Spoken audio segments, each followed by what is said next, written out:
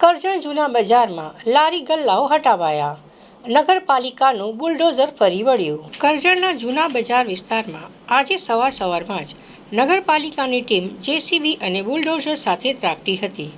મુખ્યમંત્રી શહેરી યોજના અંતર્ગત અહીં નવા રોડનું નિર્માણ કાર્ય હાથ ધરવાનું હોવાથી રસ્તા નડતરરૂપ અંદાજે 60 જેટલી કાચી પાકી દુકાનો અને લારી ગલ્લાઓના દબાણોને જમીનદોસ્ત કરી દેવામાં આવ્યા હતા. તંત્રની આ અચાનક થયેલી કાર્યવાહીથી આખા બજારમાં ભારે નાસભાગ અને અફરાતફરીનો માહોલ સર્જાયો હતો.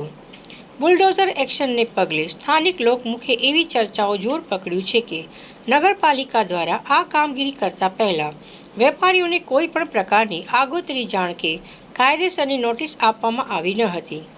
વગર નોટિસે દુકાનો પર જેસીબી ફેરવી દેવાતા નાના વેપારીઓમાં તંત્ર સામે ભારે રોષ જોવા મળી રહ્યો છે. રોજનું કમાઈને રોજ ખાતા નાના લારી ગલ્લાવાળા વેપારીઓની રોજગારી પર આ ડિમોલિશનથી સીધો પ્રહાર થયો છે. ધંધા રોજગાર ઠપ થઈ જતા અનેક નાના વેપારીઓ આર્થિક સંકટમાં મુકાઈ ગયા છે અને પોતાના પરિવારનું ગુજરાન કેવી રીતે ચલાવવું તેની ચિંતા તેમને સતાવી રહી છે.